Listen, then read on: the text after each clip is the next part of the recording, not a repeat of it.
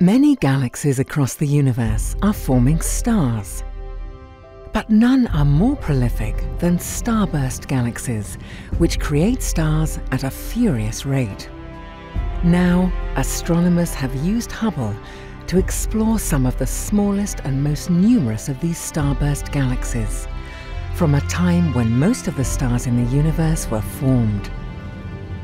These are the star-bursting dwarf galaxies of the early universe, and they are even more crucial than we imagined.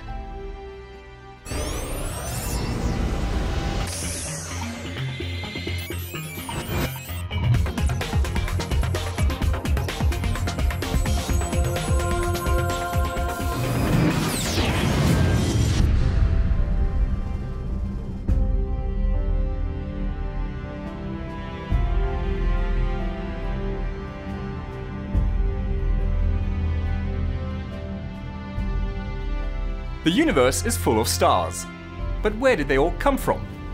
Well, they formed inside dense gas clouds in galaxies. And this is a process we can actually see going on right now, both in our own galaxy, the Milky Way, as well as in many other nearby galaxies. We can even measure how many new stars are being formed per year.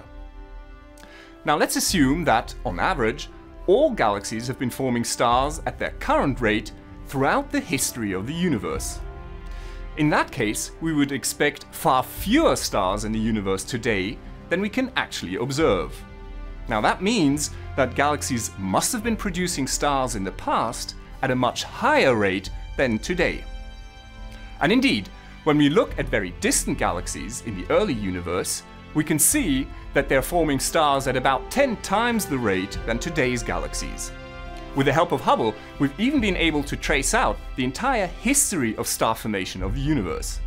And it turned out that most of the stars were formed between 2 and 6 billion years after the Big Bang. So, we pretty much know when the stars formed. In this episode, we'll explore the where and how. Do galaxies form stars gradually and continuously over their lifetime? Or in sudden and short-lived bursts? And does the size of a galaxy dictate the number of stars it forms?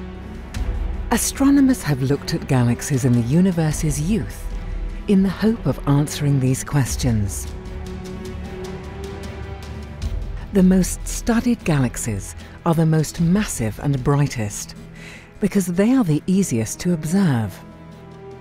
What they found was that the star formation in these huge galaxies can account for a good fraction of the stars we see today.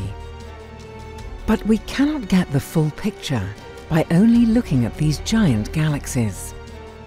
We need to look at galaxies of all sizes. Astronomers have now used Hubble to study some dwarf galaxies in the early universe.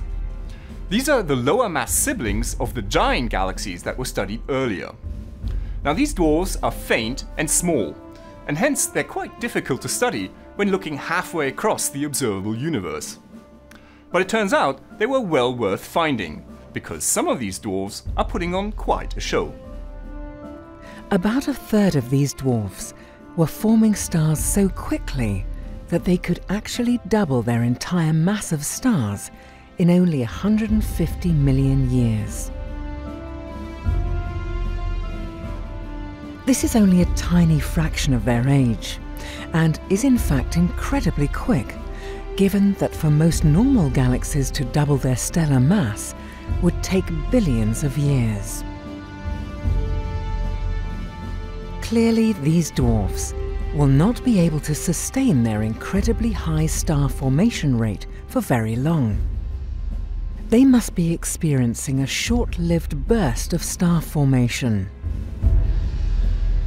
But the sheer number of dwarf galaxies throughout the universe means that this rampant starburst activity translates to a staggering number of stars. So how did they do it? How could the astronomers measure the star formation activity in these very faint dwarf galaxies? Well, they used Hubble's highly sensitive Wide Field Camera 3 in its GRISM spectroscopy mode. A GRISM is a combination of a grating and a prism, and it splits up the light of a galaxy into its constituent colors, producing a spectrum.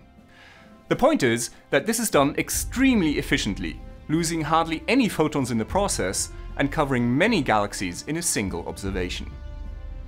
Now, once you have a spectrum, you can look for the light emitted by the hydrogen gas in the galaxy.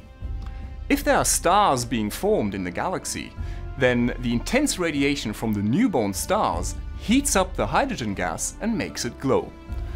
Importantly though, all of the light from the hydrogen gas is emitted only in a small number of very narrow and bright emission lines.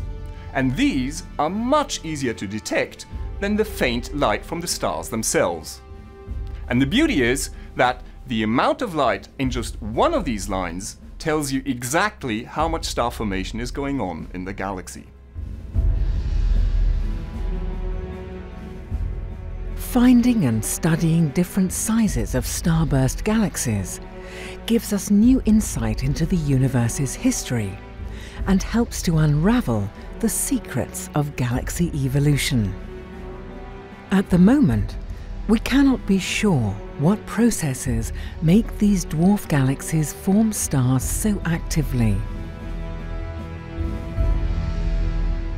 In principle, a starburst can be triggered by a number of different events in a galaxy's recent past. For example, this could be a merger, or just a tidal interaction with another galaxy, or a shockwave from a supernova. For our sample of starbursting dwarf galaxies in the early universe, we just don't know yet what triggered them. All we know for now is that you don't have to be large to pack a star-forming punch. This is Dr. J, signing off for the Hubblecast. Once again, nature has surprised us beyond our wildest imagination.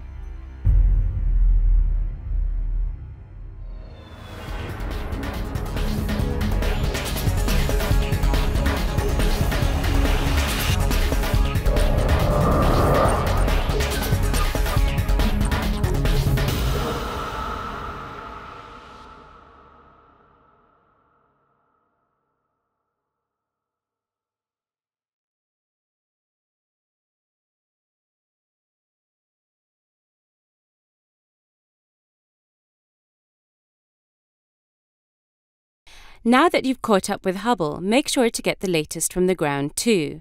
The ESA Cast highlights the best of the European Southern Observatory and its powerful telescopes that observe from high in the Chilean Andes, at the Southern Hemisphere's best-known sites for astronomical observations.